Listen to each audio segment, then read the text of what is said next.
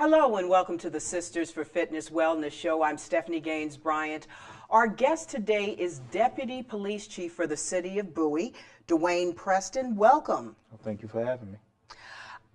As you know, the country is in the grips of a very difficult situation. It's a very difficult time period. So what I want to talk to you about today is what is the City of Bowie doing to make that connection between the community and the police department.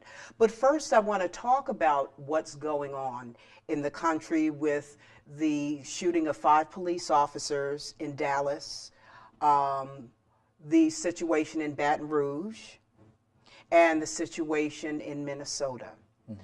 As a police officer who's been involved with law enforcement for over 20 years, and we'll talk a little bit more about your background coming up, but as a police officer who's been involved with criminal justice for a long time, what is your view of what's going on? And I know that's a huge question.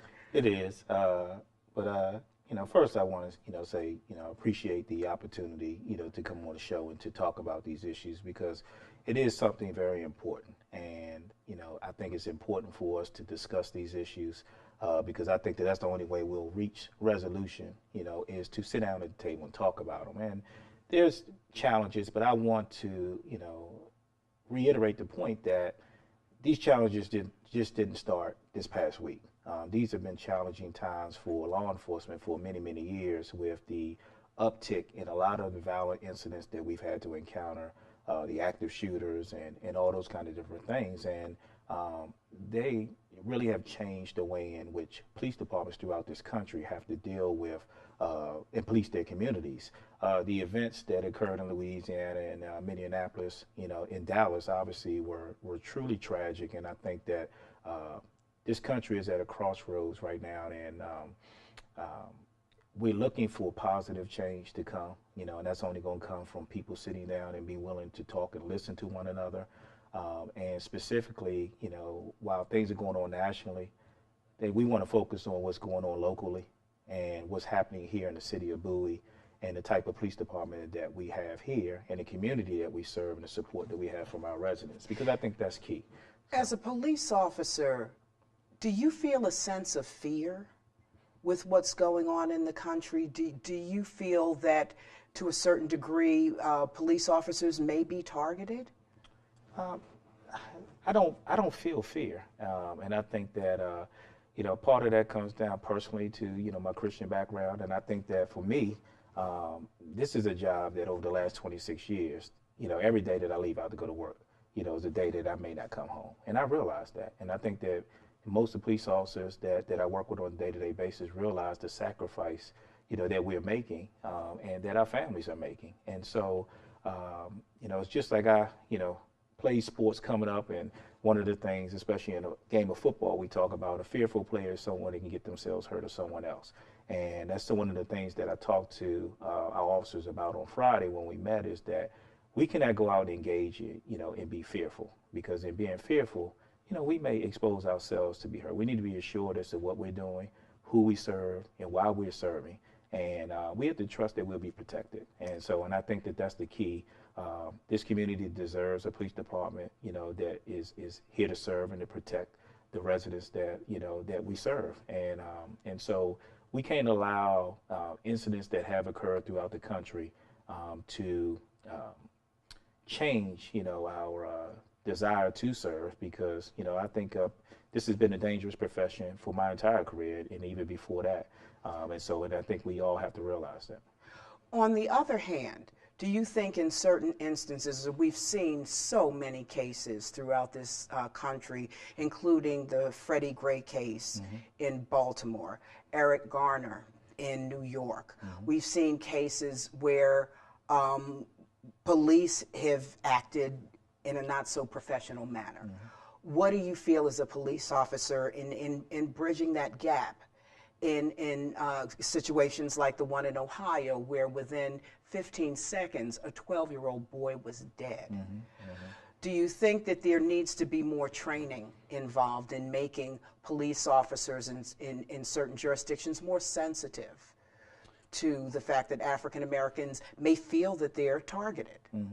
I think the training is a key component to everything, and each the police department, I think you have varying degrees, and so it's not an easy issue to just say training is the key, because I think there are a lot of police departments that are doing a very good job of training their officers, and I think that that's reflective in the conduct, you know, that's demonstrated on a daily basis.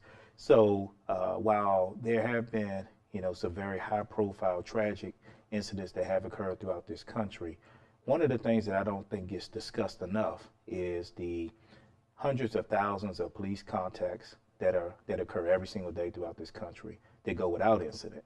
And so while, you know, in this day and time, you know, with social media and the media focus, the negative incidents are the ones that are highlighted.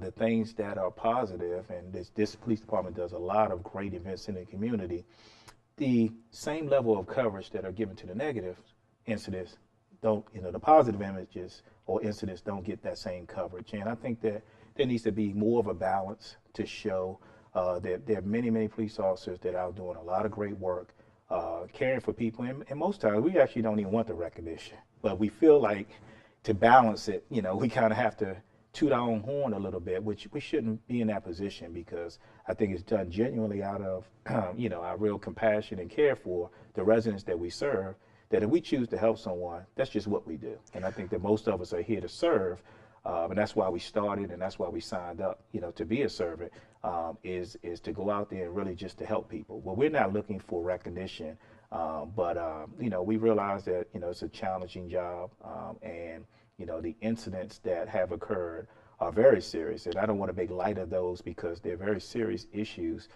They go to a much deeper problem that, you know, we have in this country, and one that is not only existent in the law enforcement community, but I think, you know, just through all the citizens of this country. And I think it's something that needs to be, you know, dealt with. We hear people say that these situations maybe should be handled on a federal level, that there are some things that the federal government can do. But there's also the belief that it's got to be handled on the local level. Each individual police department has to do their share. We're talking with the Bowie Police Department, we're dealing with a smaller force here. So are you all being given the resources you need to do the job?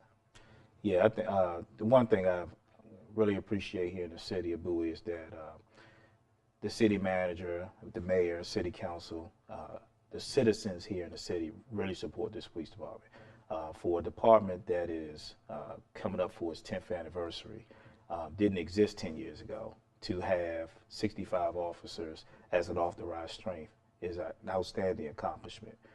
The resources that we need have been provided, and I think that the investment, you know, that has been made by the city is reflective in the type of police department that exists today. The the police department's motto is service with integrity, and that's something that we strive to do every single day. We may not meet that every day, but that is the goal, is that we try to serve with integrity, and that's something we reinforce to our officers about being a department that serves. We're not enforcers. We're not trying to come in here and to be an occupying force, but we are here to help the residents. And there are times when we have to enforce the law, but we want to be more of a service-oriented police department, because I think that that's what this community deserves, and that's what I believe this community expects.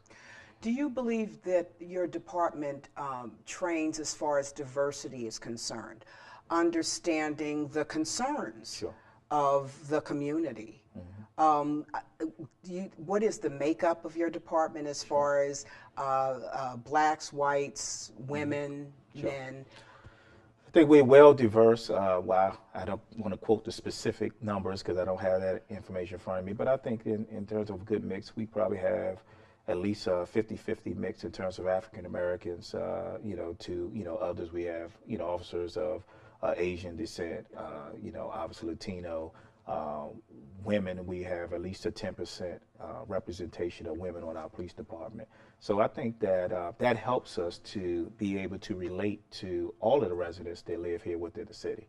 And, you know, obviously training is important, and that's something that we do an annual in-service training where all officers receive the same training. Some things are mandated by the Maryland Police Training Commission, but there are a lot of other training sessions that we go into in terms of how to communicate, how to de-escalate situations, you know, just to interact and treat people with respect. And I think that a lot of the community events that we engage in, you know, also give a glimpse to the community as to the type of training that officers give. We've had 2 sessions of a Citizens Police Academy, and I think that the graduates from those sessions, you know, are a testament to, you know, the type of training that our officers are provided, and it gives them a real understanding of some of the challenges that law enforcement officers face on a daily basis. And I think it really helps you to appreciate, you know, what is really done, you know, day in and day out. One of the positive things about you and your background is the fact that you are from this area. So you know the people in your community. Sure. What made you want to become a police officer? We talked off air, so I know what your background is. Sure, but if you don't mind that sharing that information with the viewers. Right. Ironic, I never had a dream to be a police officer. Quite contrary, I enrolled and after graduating from high school, attended Bowie State University, and it was there that I was exposed at an open house to the Prince George's County Police Department, and it sparked my interest. A buddy of mine who's actually now a sergeant with Metropolitan Police in D.C., we both kind of went down this path together. We ended up 2 different departments, but we were both, at Bowie State, grew up in the same neighborhood, and found ourselves ending up serving in law enforcement. And for me, sometimes you have people say that just want to get in law enforcement. For me, it was Prince George's County Police or nothing. That's where I was raised. That's the only real police department I was exposed to. And so that's the only police department I ever applied to, okay? Fortunately, I was selected, and I started my career in October 1990. And I did 21 years with Prince George's County Police. And the 90s were a very difficult time for Prince George's County as far as the crime situation here. As a matter of fact, because I came to this area in the early 90s and began broadcasting in the early 90s. And I remember the climate back then. So what was it like for you? This may sound funny, but it's, as a 21-year-old graduating from the police academy, and most people probably wouldn't look at it the same way. It was exciting for me. I enjoyed, being, a police officer. I enjoyed coming to work. We laugh about, on our days off, sitting at home miserable because we were off. So it was something that I enjoyed, serving the community. I enjoyed working, and I had a good time doing it, and I still do to this day. And I think that, and that's the key, is that 26 years later, I still get up and want to go to work. That speaks to wanting to serve and help people, to be proud of the profession, that I am in, because law enforcement is a profession, that, I take pride in. I take pride in being a police officer. And so some of the things that have occurred in the country, while they may, be negative, it's not reflective of the men and women that I know that do this job, have done this job for years, and many have given the ultimate sacrifice, and died in the line of duty. Those are the officers that, give all, and our families, also, give all. And I think that that's where I want everyone to understand that, the police officers are not happy to see the negative incidents that occur, because we realize that, it is not reflective of the majority of the officers that come out and do their job professionally and treat people the way that they should be on a day in and day out basis. So, how does it feel playing that dual role? You're an African American male, yet you're a police officer. Do you have that discussion with your son? Sure, and I do, and it's not only do I have it with my son, I think we have it internally within, the police department, because I think it's a discussion that should be had. it's a reality for me in that, when I take the uniform off, I'm viewed, as an African American male, and it's not until someone finds out what I do for a profession that may, change, the scenario. But I teach my child just like anyone else should teach their child in terms of how to interact with, a police officer. And I think that this is not necessarily only based on race. I think it's just proper conduct, period. When you stop by a police officer, you need to, be respectful. You need to, comply and do what the officer is telling you to do. Even if you feel that the officer is not the most professional or not treating you properly, the time to challenge that is not during the encounter. Do what you're told to do. And then there are mechanisms in place that, all police departments have for you to follow up, whether there's to request a supervisor to respond or is to file a formal complaint to have the matter investigated. Those things are there to ensure accountability and transparency. One of the things that, we're instituting is body-worn cameras, not because of any negative incidents that we've had here in the city, but because the city manager, wanted the police department to have them, because we wanted to, again, demonstrate that there is nothing to hide here. And so the city's invested over $400,000, to outfit the entire police department with body cameras.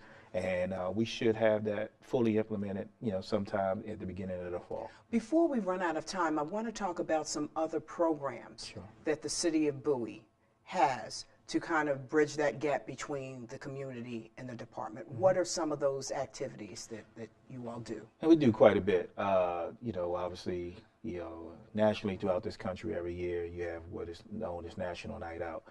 And the City of Bowie probably has one of the largest, it's actually been nationally recognized for several years running, because we have that at Allen's Pond. This year to be on August 2nd.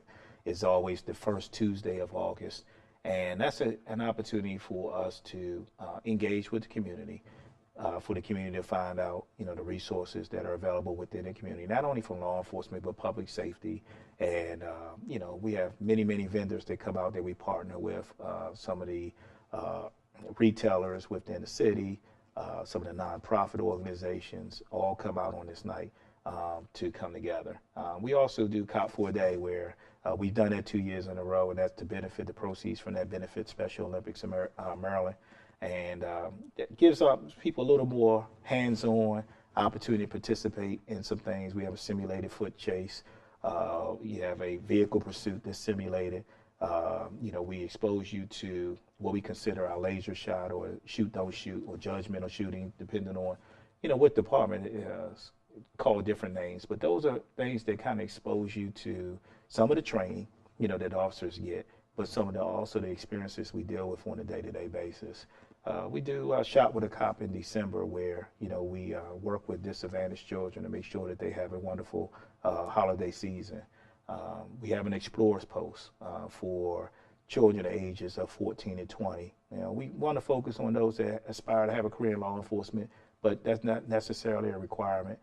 But it is something based in discipline. It's based in exposing them to law enforcement. So, we have that program. And we have various other things. Obviously, I mentioned earlier about a Citizens Police Academy that we do. And we've done 2 sessions last year, and we plan to do another session in the fall. So there are many, many events that we do. We're always available to come out to, any homeowners association meetings or anything. I mean, if you, want us to come out, to a meeting, just call, and we'll be there. What do you think is the future of law enforcement in this country? Do you think it's going to become more and more militarized, or do you think it'll be more of a community focus? Where do you think we're going with this? I think in many regards, I think that it's shifted already to being much more community-based. I think that police departments throughout this country have embraced community policing for years. This is not a new phenomenon. Being raised here in Prince George's County, I think that the evolution of the police department over the years is obvious and significant. And community policing was a large focus in Prince George's County as well as it is here in the City of Bowie. And I think throughout this country, that's something that you see over and over again, is that officers engaging with the community. I think that that's something that you will continue to see. And I think, but the equally as important is I think that police departments need to hear from the community in which it serves. Different communities have different needs. And so I think that a more a police department understands the needs of the community in which it serves, the better it can serve that community. But if there's not that relationship and communication that exists, it's very hard for those of us in leadership to determine what a community needs if we don't hear from the community. We make assumptions based upon what we see, but it's important because some things that you experience on a day-to-day basis, it's important that you let us know so that, because I may not be aware of that. And you may assume that I am, but I may not be aware of it, and that will make some adjustments to make sure that we're providing service across the spectrum. What do you think of the whole militarization of the police departments, or some police departments throughout the country? The other day I was watching TV and I see this scene with this police officer. He's got a gas mask and the semi-automatic weapon, or whatever type of weapon it is, because I'm not familiar with. He's this powerful weapon, and he's confronting this African-American woman in a sundress. And it just, the picture was worth 1,000 words. I think there's a time and a place for everything. And as we're in a very challenging time for law enforcement. One of the things that, you know, I speak to our officers about all the time is that some of the international and terrorism threats that we face now in law enforcement were things that we didn't deal with early on in my career. So those rifles and riot equipment and all those kind of things help when dealing with those type of extreme situations. Unfortunately, the unfortunate Orlando nightclub shooting was a clear example of that, where the police officers used an armored vehicle in order to break holes into the walls of the club so the officers could get in there and to deal with the suspect and to rescue people. Without that equipment, that may not have been an option for them. Without the high-powered rifles to engage in a suspect who was also armed with a rifle. The officers, I mean, just the Dallas shooting, the suspect in that had a SKS rifle, which is far out power. So those officers that do not have the same weapon to meet that force with force puts us at an extreme disadvantage. So I think it's how that equipment is managed, and I think that falls on the leadership of police organizations throughout this country to ensure that it's deployed in the proper situations at the proper times, and that communication with the community is something that is important. So, we've had the unfortunate incidents here within Prince George's County, oftentimes centered around the riots that occur at the University of Maryland. And at times we've had to deploy officers in riot equipment. That's usually a response, obviously, to something that the community, as an uprising. And it's our responsibility to make sure that we maintain order and protect, not only people, but also property. So it's a time and a place for it, but I think it needs to be properly managed. As we wrap up our discussion, what do you think is the main issue facing our community in Bowie? I've been living here in Bowie now for over 20 years. I love Bowie. Sure. I love the parks. I love the people. It's a beautiful community. It is. But what do you think is the major focus, or what is the focus of your department? Our focus is obviously service, as I've said before. In terms of crime, this is a wonderful community, and our main challenge centers around property crime. So we see quite a bit of theft from autos, and some of that I ask some of the residents to be a little mindful of that. Yes. They leave things out, for it to give an opportunity for someone to steal. A lot of times, believe it or not, a lot of people leave their vehicles unlocked. Which is, something I ask you, secure your vehicles. Chief, you were speaking the truth. My husband had a horrible habit, leaving the car unlocked, and a couple of years ago we paid for it. So now we're much more mindful. But you just get into this flow. You think, oh, Bowie's safe, streets are quiet. This couldn't happen to us, and it does. And it does. And Bowie is a very safe community, and so it is. But it is not a community that does not have, some areas in which we can improve. And I think that property crime is one of the things that are a challenge. And, we are increasing our enforcement efforts and, trying to, but it's a crime of opportunity. and it's not something that's centrally pocketed. So it's a difficult crime to solve, but I think that through prevention and education through the community, I think that we can work on driving those numbers down. And I want to emphasize also something you said earlier about if you don't know as a department, if the community is not communicating with you, if you don't know, how can you help? Sure, that's correct. And I like to engage with the community. I want to hear from the community. It doesn't matter. I mean, you call us, we'll, you know, you gonna get me. Okay. But I think that that's the key. The key point is that we need to hear from the community, whether it's good or bad. You know, if it's an experience you've had with one of our officers, it's something that is positive and you want to tell us about it, I want to hear about that. But the same thing is that if you haven't experienced one of our officers and you think we can do a better job, I want to hear that too. And so if there's a need that you have, if there's a service that you desire, give us a call and we can discuss it. And, you know, I'm not going to make a blanket promise that we can do everything, but if it's within, you know, our responsibility as a police department, we'll make sure that we provide that service. If it's not, then we'll assist you to make sure that we get you to, you know, whatever service or entity can assist you with that issue. And I also want to emphasize August 2nd. August 2nd. Is what? National Night Out, Allen's Pond, 6 to 8 p.m. And it's a wonderful event. Hopefully the weather will cooperate. We've been blessed for the last few years have had great weather for it. But I think it's a great opportunity for you to come out to meet the police officers that serve your community. You know, we will have representatives there. So if you're interested in Citizens Police Academy, we'll have some of the alumni that graduated from the classes. We'll have the opportunity for you to sign up for the next session.